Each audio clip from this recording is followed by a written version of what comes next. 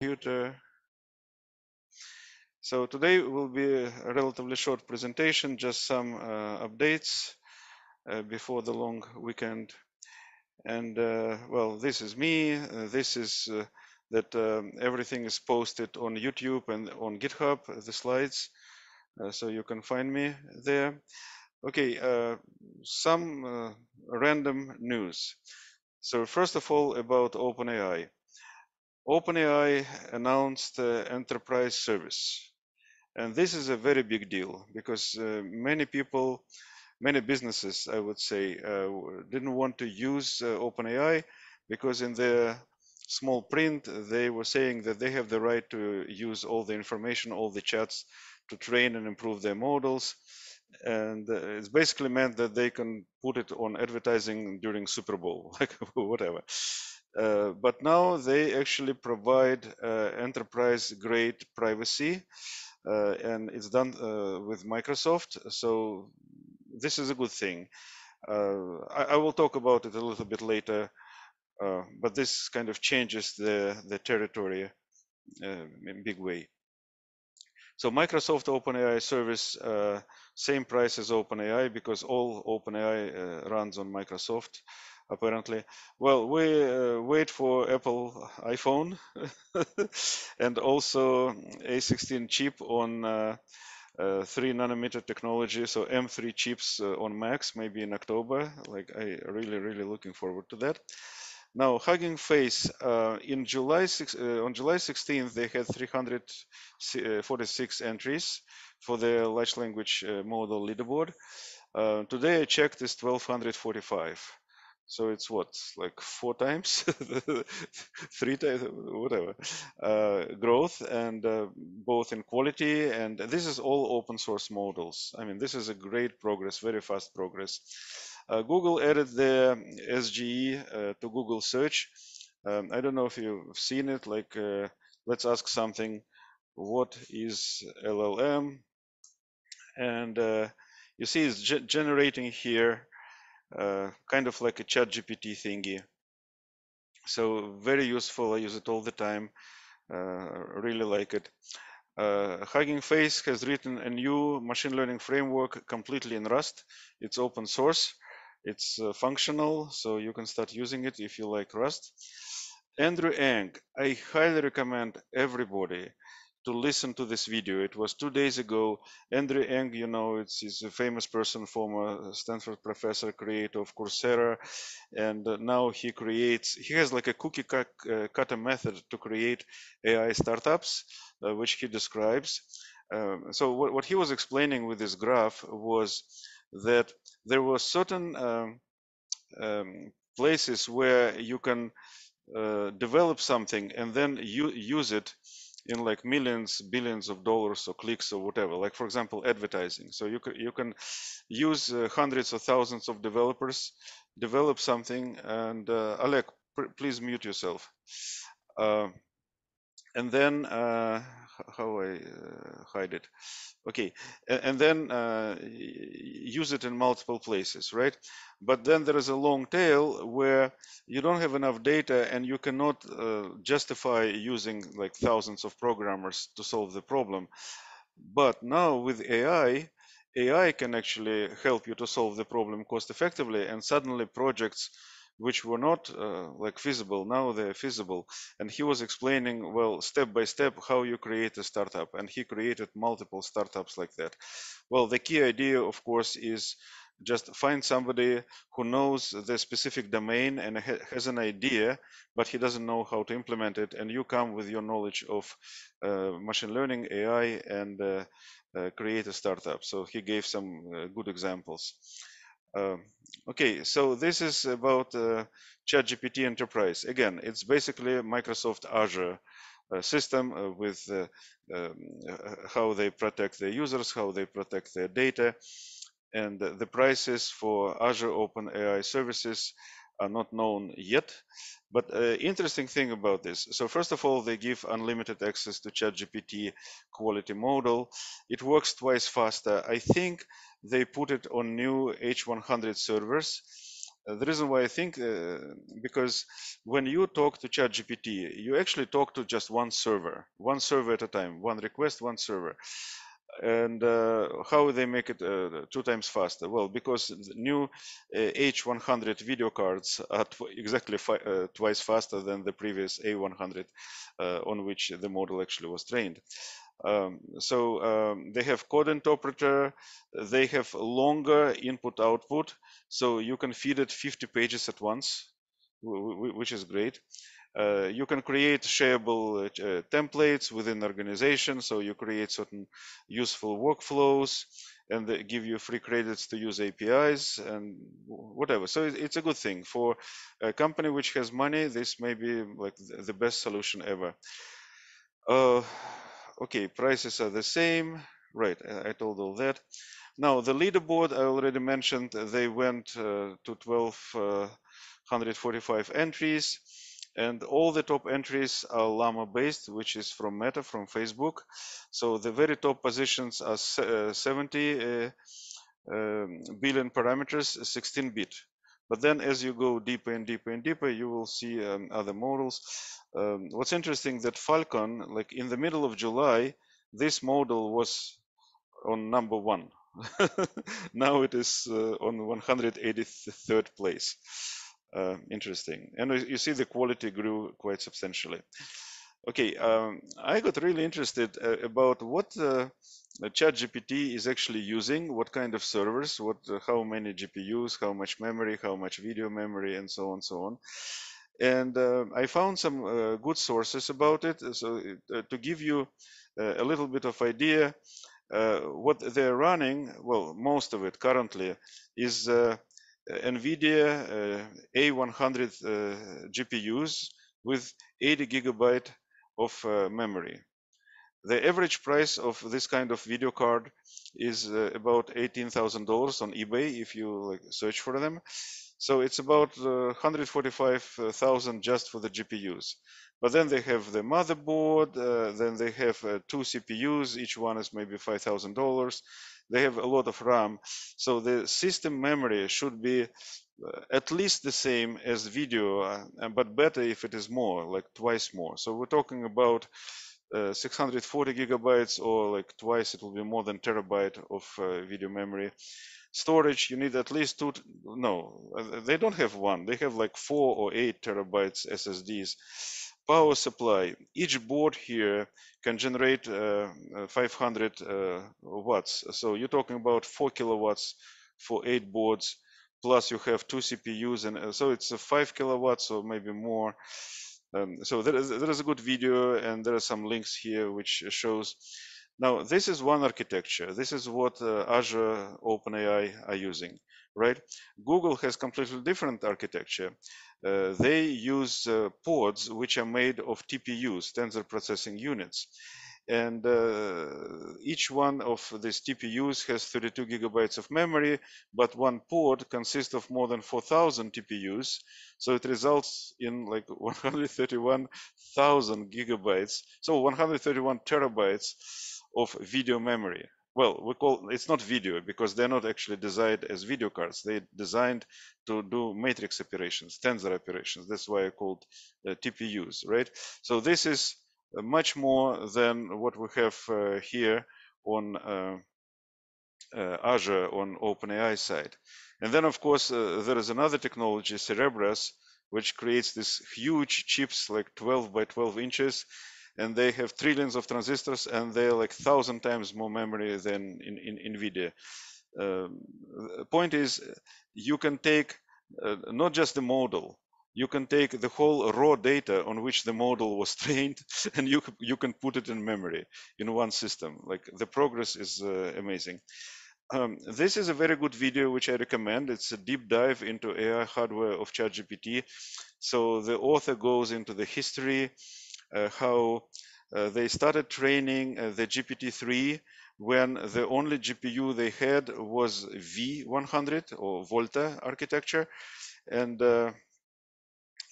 so they had probably about a little bit more than 1,000 computers. Each had 4 Xeon CPUs, each one with 56 cores, and they have 8 V100 GPUs. So that's what they used. Then in 2021, they started another project, and they used 560 computers, each having 2 AMD EPIC CPUs, each one with 64 cores, and 8 NVIDIA A100 GPUs. So it's a different architecture. So here it was V, here it is A, and so this is a total of cores and CPUs. They finished the training in 22, and then they created ChatGPT 3.5, which is more effective. I frankly am not sure what's the difference between 3.5 and 3. I've seen that people saying that 3.5 is much more efficient, but well, I don't know. And today they started adding the H100s, which twice faster than A100. So these are these 3 generations, V100, A100, and H100. So here's Linus Tech Tips, Linus, famous YouTube personality, and he shows modern racks containing those servers. You see this 1, 2, 3, 4, whatever, 8. So these are NVIDIA H100s. They are not inserted in PCI slots. They have another board, the DGX, they combined with NVLinks to interconnect with each other for faster connection. So it's a completely separate architecture. Now, this video is quite interesting because what they did here, they retrained the model again using modern hardware to see how fast you can train the original ChatGPT 3.0 model. And here are the results. So they used 448 servers. Each server had 8 GPUs, right? So this is about 3,500 GPUs total. So if they use V100, it takes 51 days, A100, 36 days, H100, only 2 days. Well, more specifically, 46 hours, even less than 2 days. So this is amazing progress which was done in just few years in how effective, how fast this hardware is. Now, you know that I use Alama. So Alama is an open source project on GitHub which allows you to download and run the models. So which Alama, and you see it's user local bin Alama, so it's running AUX grep Olama. So yeah, so you see it's serving, it's working, right? It's a server. Okay, so Olama minus V, the latest version now shows the version of this package manager. Now if I do Olama run, the previous one, I was running this code Llama 13b. So this is a meta model to run code. And I was giving it some problems to solve. And this is, for example, one of them. And it failed it. So what it needs to do here, it needs to create a Jupyter code using pandas. It would create several columns. One of the columns is date, and another column is some financial data, and so on. And it needs to aggregate by month, and then make monthly charts. Well, charts with monthly granularity, like cash flow or P&L. And it is completely screwing it up. So thing doesn't work. And okay, I probably should not go into this right now, but it worked right away in ChatGPT. But this one, 13 billion parameter didn't work. Then I went to another website. There was a 34 billion parameter model, same model, and it didn't work either. But here's an example. Write SQL to return fifth largest salary value. Note that each value can be repeated more than once in the table. So it's a very simple problem. Like let's see if it knows how to use distinct. select distinct salary from employees, order. Yeah, that's actually correct solution. So good. It solved that. But there were many others which it was not solving. So my impression is ChatGPT is still better, although it's quite amazing that you can do something like that, right? Write a Python function to calculate a factorial without recursion, right? Duduk. Let's see what will happen. Sure, here's an example, and it creates, so this is a small local model, and it does that. Okay, let's, stop. Let's try not a Python function, but let's TSQL function. Okay, it's a transact SQL for like Sybase or Microsoft SQL Server. Okay. So you see, it's definitely helpful tool. But again, if you have access to ChatGPT 4, you'll just be more effective if you'll just do that. Okay, let me return. Let me stop this guy and return to the presentation. So here I was showing the factorial, and then max salary, whatever. So it was doing subquery, so it was doing okay. On simple questions, it was doing okay, like interview questions, simple questions, it was doing okay. And this is example where it failed, which I just gave you. It tried, like I have two columns, let's say date and dollars. And I ask you to create on a monthly, and it was trying to aggregate on dollars. So it was trying to convert dollars like cost into month, not understanding that this is actually not a date. Yeah, ChatGPT was much more reliable. Okay. I want to say about AI study group. So my daughter-in-law asked me to teach her uh, generative AI, and we set up a course, and we meeting twice a week, and it works very well. So this is what we're going through. So first lessons were about models. It's mostly watching um, some videos from my channel or some others, and reading some articles on Medium and so on. And then LangChain, make some examples from documentation of LangChain. Then we started switching from Chroma to PostgreSQL. So you install your local database and install vector extensions, so you can use it as a vector database. Then changed embedding to use local embedding instead of OpenAPI. Change large language model also to use local.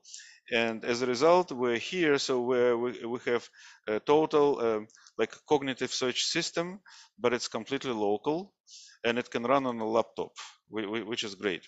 So next is a system to talk to an API, system to like example of the system to do financial dashboard. Again, you talk, you type on the prompt what you want, and it shows you the dashboard. Next, we'll go into fine-tuning a model, quantizing it to 4 bits, and then training our own model using our own custom data. So this is the curriculum. And I don't know, I started putting together the system of directories with the files because we already did a lot of stuff here. And it will be a tutorial. I don't know, I'll probably put it on GitHub or maybe put it on Udemy or something like that. Somebody asked me, can AI write music like Mozart? And I Googled it, and the answer is, well, yes, it can. Very similar, very good music. Again, the system can imitate very well, right? It will not be original music, like completely original composer. It will be in a style you tell it. So it may be like Beethoven or Mozart, but it will be like original, very good music, very valuable. There are a lot of music generators. If you just Google for AI music generators, you will see so many links, so many products, so many websites, royalty-free music, which you can use, a lot of them, big industry now. What about paintings and poems? So AI is winning contests in all these areas, in literature, poems, novels, and in graphics and paintings. So now when people create competitions, they explicitly write like works must be original and ChatGPT or AI must not have been used for creation of these works.